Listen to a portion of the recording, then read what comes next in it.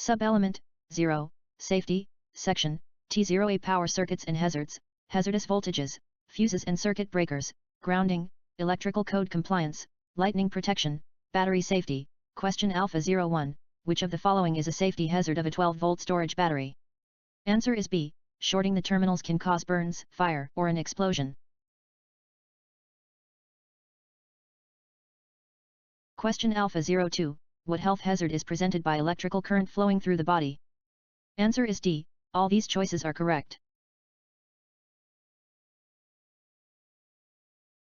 Question Alpha 03, in the United States, what circuit does black wire insulation indicate in a 3-wire 120V cable?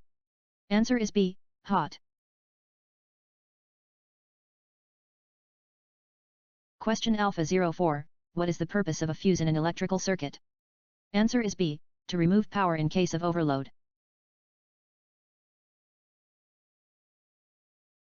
Question Alpha 05, why should a 5-ampere fuse never be replaced with a 20-ampere fuse? Answer is C. Excessive current could cause a fire. Question Alpha 06, what is a good way to guard against electrical shock at your station? Answer is D. All these choices are correct. Question Alpha 07, where should a lightning arrestor be installed in a coaxial feed line? Answer is D. On a grounded panel near where feed lines enter the building. Question Alpha 08, where should a fuse or circuit breaker be installed in a 120V AC power circuit?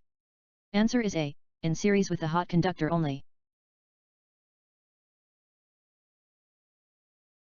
Question Alpha 09, what should be done to all external ground rods or earth connections? Answer is C. Bond them together with heavy wire or conductive strap. Question Alpha 10, what hazard is caused by charging or discharging a battery too quickly? Answer is A. Overheating or outgassing. Question Alpha 11, what hazard exists in a power supply immediately after turning it off? Answer is D. Charge stored in filter capacitors. Question Alpha 12, which of the following precautions should be taken when measuring high voltages with a voltmeter? Answer is B. Ensure that the voltmeter and leads are rated for use at the voltages to be measured. Question Bravo 01, which of the following is good practice when installing ground wires on a tower for lightning protection? Answer is C. Ensure that connections are short and direct. Question Bravo 02, what is required when climbing an antenna tower?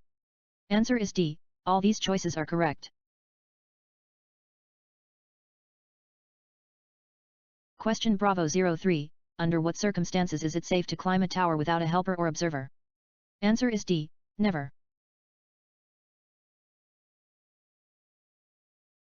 Question Bravo 04, which of the following is an important safety precaution to observe when putting up an antenna tower? Answer is C. Look for and stay clear of any overhead electrical wires.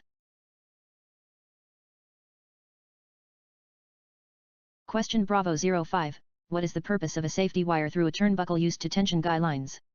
Answer is B. Prevent loosening of the turnbuckle from vibration. Question Bravo 06, what is the minimum safe distance from a power line to allow when installing an antenna? Answer is D. Enough so that if the antenna falls, no part of it can come closer than 10 feet to the power wires. Question Bravo 07, which of the following is an important safety rule to remember when using a crank-up tower? Answer is C. This type of tower must not be climbed unless it is retracted, or mechanical safety locking devices have been installed. Question Bravo 08, which is a proper grounding method for a tower? Answer is D. Separate 8-foot ground rods for each tower leg, bonded to the tower and each other.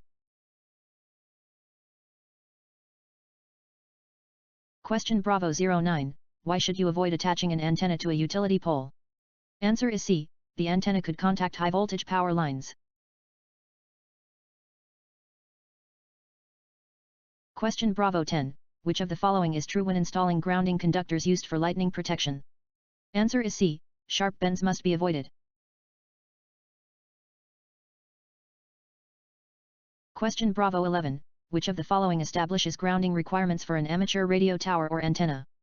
Answer is B. Local electrical codes. Question Charlie 01. What type of radiation are radio signals?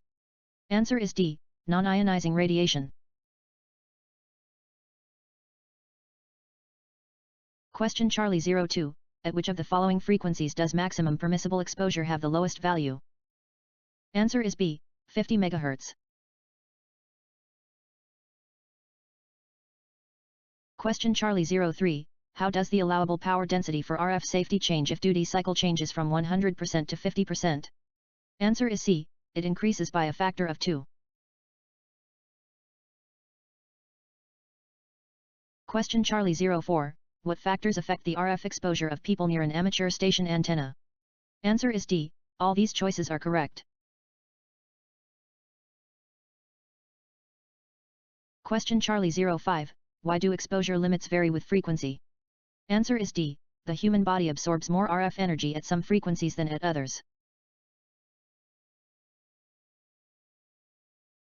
Question Charlie 06. Which of the following is an acceptable method to determine whether your station complies with FCC RF exposure regulations? Answer is D. All these choices are correct.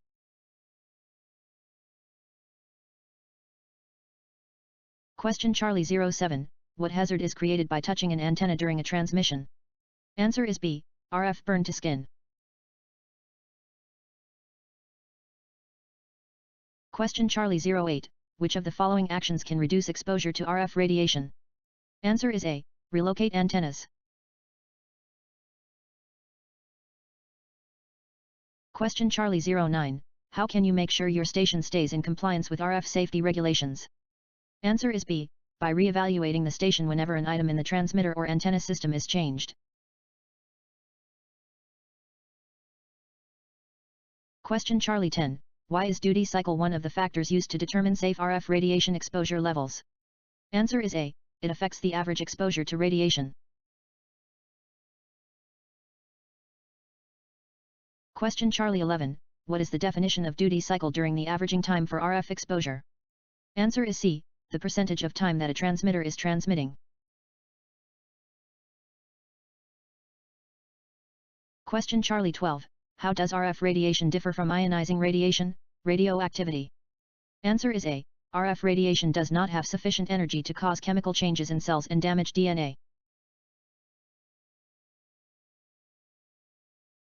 Question Charlie 13. Who is responsible for ensuring that no person is exposed to RF energy above the FCC exposure limits? Answer is B. The station licensee.